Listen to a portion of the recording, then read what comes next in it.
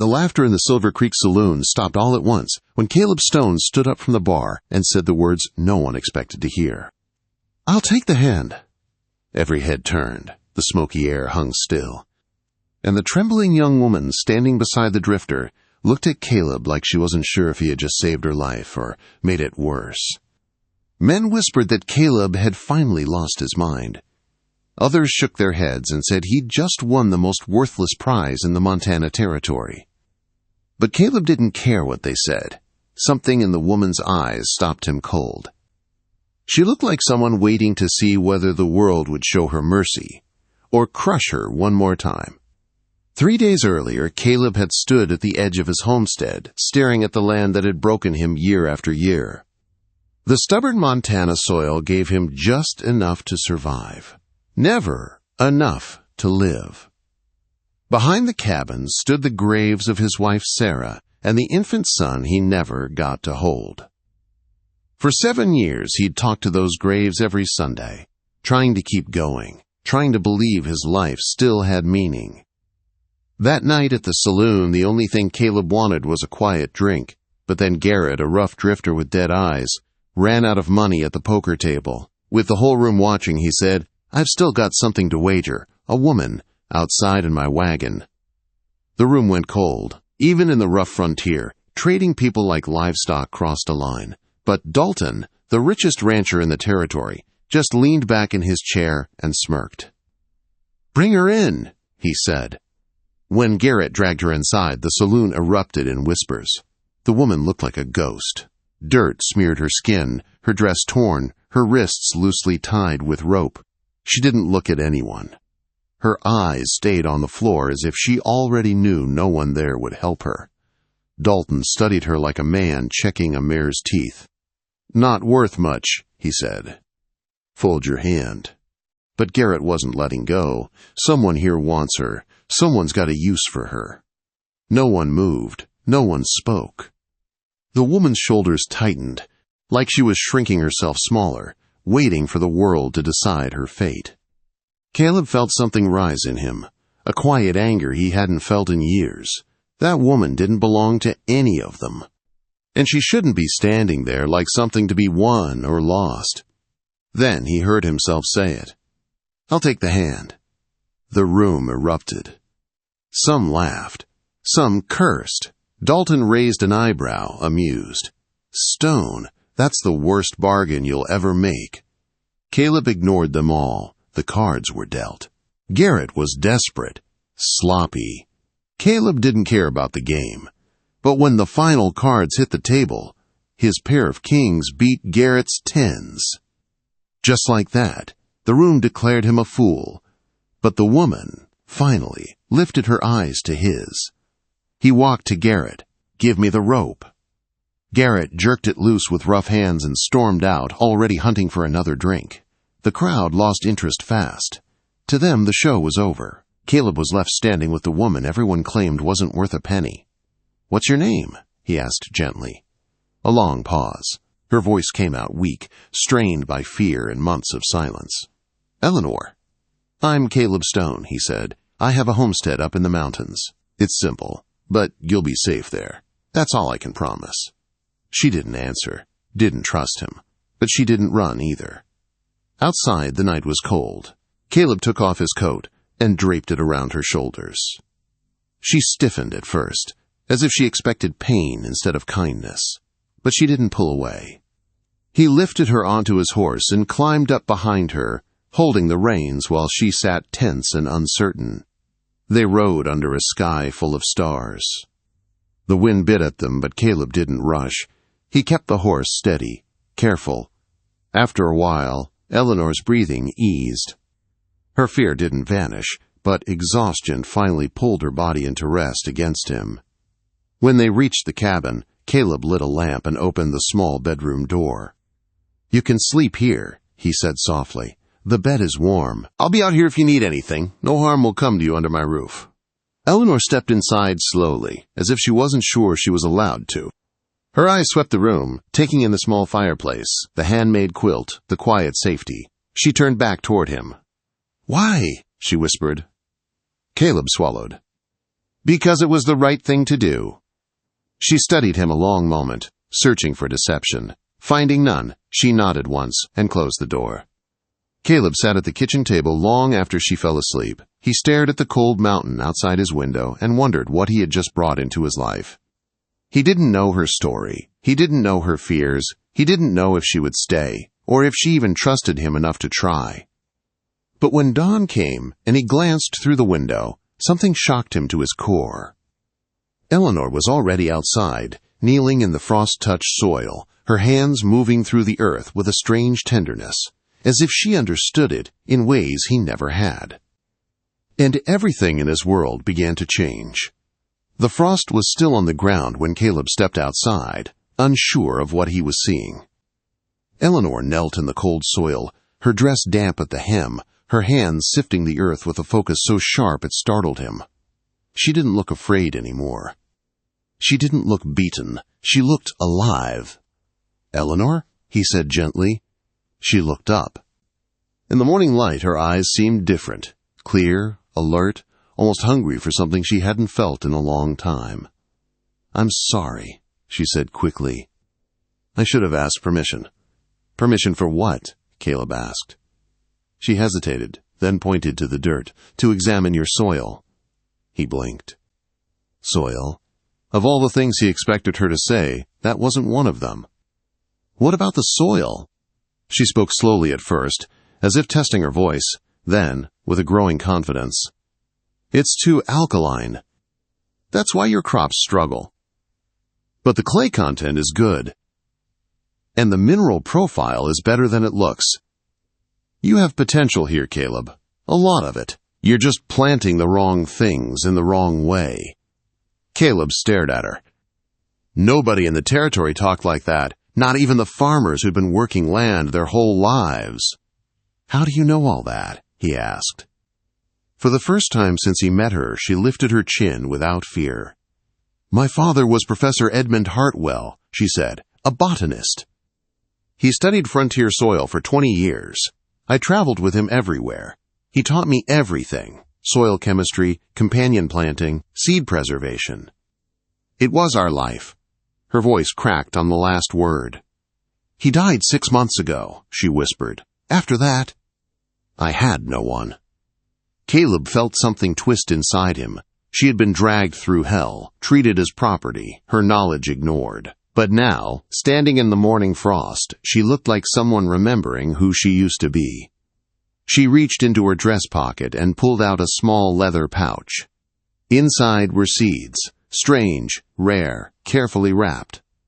"My father's collection," she said softly, "hardy varieties he gathered from everywhere. They can grow where others fail. If you let me, I can plant them, and I can help you change this land." Caleb didn't even need to think. "It's your home now," he said. "You don't need permission." Something in her face softened for the first time, not fully, but enough. They spent the morning planting in ways Caleb had never seen. Instead of straight rows, Eleanor set circular beds. She placed certain seeds together, explaining how some plants protected others, how some pulled nutrients up, how others shaded the soil so moisture wouldn't vanish. Caleb followed her instructions, not questioning, watching the quiet fire come back into her eyes as she worked. By midday, 3 large beds were planted, each one a careful pattern of life. "How long before anything grows?" he asked. "A week, if the weather holds," she said.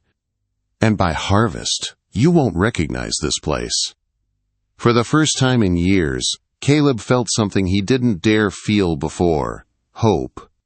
After noon, he saddled his horse and rode to town. Eleanor stayed behind, still working the soil like someone trying to breathe again after months underwater. Caleb needed to get her clothes, food, and proper supplies. And maybe he needed time to understand the strange blessing that had walked into his life. When he stepped into the general store, Mrs. Henderson behind the counter nearly dropped her spectacles. "Caleb Stone," she said. "Is it true? You want a woman in a card game?" Caleb felt heat rise to his face. "I helped someone who needed help," he said firmly. Mrs. Henderson studied him a long moment, then softened. "You're a good man, But folks are talking. If that girl needs women things, clothes, help, you send her to me. No woman should be alone up there."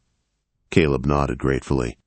When he returned to the homestead that evening, Eleanor was still in the field, dirt covering her hands, sweat on her brow, but standing with a quiet pride he'd never seen before. She looked more like herself, whoever she truly was. "I brought you some things," Caleb said.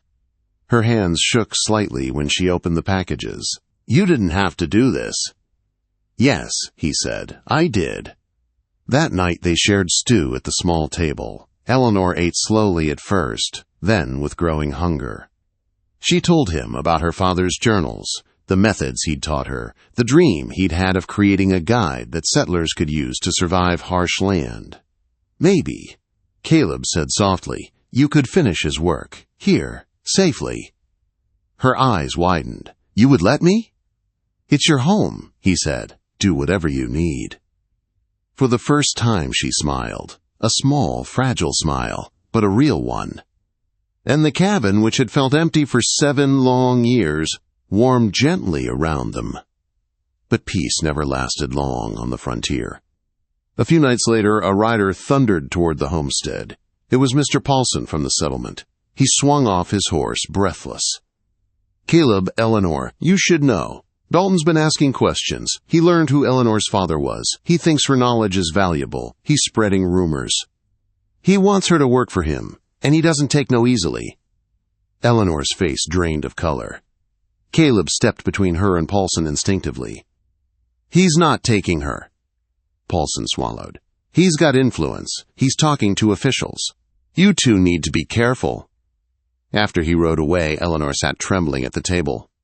"He won't stop," she whispered. "Men like Dalton never stop." Caleb knelt beside her chair.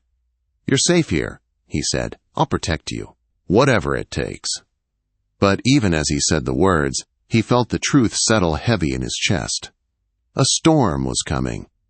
A powerful man wanted what Eleanor knew, and he would not give up without a fight. The storm arrived faster than either of them expected. 2 weeks later, while Caleb and Eleanor were selling produce in the settlement, the entire town went silent. A wagon rolled in carrying Territorial Judge Blackwood. And beside him, wearing fine clothes and a smile that hid a knife, sat Thomas Dalton. People stepped back as the judge entered the meeting hall. Caleb and Eleanor followed with pounding hearts. The air felt tight enough to choke on. "Mr. and Mrs. Stone," the judge said, "a legal matter has been brought concerning your marriage and Mrs. Stone's status." Caleb stood straight. "Our marriage is legal. We have nothing to answer for." Dalton rose with papers in hand.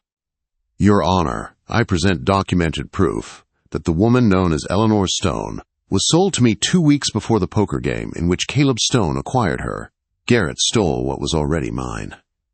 Gasps filled the room. Eleanor shook her head, her voice shaking. "That never happened." "He forged those papers." Dalton shrugged. "I have notarized signatures and witnesses." The judge studied the documents with a troubled look. "These appear legitimate." Eleanor's knees weakened. Caleb caught her before she fell. "She's my wife," Caleb said. "You can't take her." Dalton's voice dripped with false sympathy. "Protective custody, that's all I'm requesting. Until a full hearing in the Capitol." Eleanor's fear snapped into fury. "Protective custody means you take me, force me to work for you. You're trying to turn me into property again." Mrs. Henderson stood up suddenly. "Judge, this is wrong. Eleanor Stone is no man's property. She belongs to this community." One by one, people rose. Mr. Polson, the schoolteacher's wife, farmers Eleanor had helped. Their voices filled the room, but the judge still shook his head. "A hearing in 30 days, he said. "Until then, the situation remains under review." Dalton smiled because he knew the next 30 days were his battlefield. And he played dirty. At home that night, Eleanor trembled in Caleb's arms. "He'll take me," she whispered. "He'll find a way." "No," Caleb said. "I'll die before I let that happen." She looked up at him, tears shining. "Then we have to fight. We need proof. Real proof." Caleb nodded, jaw tight. "I'll find it." That next morning, he rode down the mountain, determined to uncover Dalton's lies. For days, he questioned people, searched for cracks in Dalton's story. Then he made a dangerous decision. He snuck onto Dalton's ranch property at night. Inside Dalton's office, by thin moonlight, he found ledgers, forged drafts, notes detailing how Dalton pressured families into giving up their land. He photographed everything with a small camera a neighbor had lent him. But just as he reached the window to escape, Dalton's hired men burst inside. Caleb fought like a cornered wolf. He took 2 down, but the third slammed a club across his ribs. Pain ripped through him. He crashed through the window, rolled, mounted his horse, and fled into the dark with bullets singing past his head. He reached the homestead at dawn, bloody and barely conscious.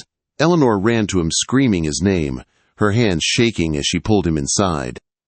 "Caleb, what did you do?" she cried. "I got proof," he gasped. Real proof. That afternoon, 6 armed men, Dalton's men, took positions on the distant ridge, watching the homestead like wolves circling prey. But they weren't the only ones coming. By sunset, Mrs. Henderson arrived with a wagon full of women. Behind her came Mr. Polson and a line of farmers with rifles. By nightfall, the homestead was surrounded, but not by Dalton's men. By friends. By people Eleanor had helped. "We're not letting Dalton take either of you," Mrs. Henderson said. 5 days before the hearing, the federal territorial marshal arrived, a tall, weathered man named Clayton. He studied Caleb's photographs and Dalton's forged papers. He questioned witnesses. He had a handwriting expert examine the documents. "These are forgeries," the expert confirmed. "Sloppy ones." Marshal Clayton nodded. "Dalton isn't just coming after you. He's been running this scheme for years." A new fire lit in Eleanor's eyes. "So what happens now?" she asked. "We let him walk into that hearing," Clayton said. "And then we arrest him in front of everyone."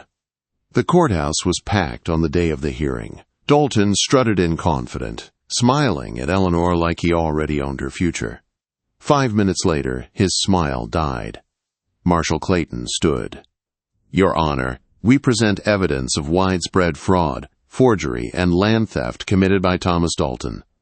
Dalton lunged for Eleanor in a final act of rage. "You should have been mine. You will not defy me." He drew a pistol. Caleb moved without thinking. One shot echoed through the courtroom.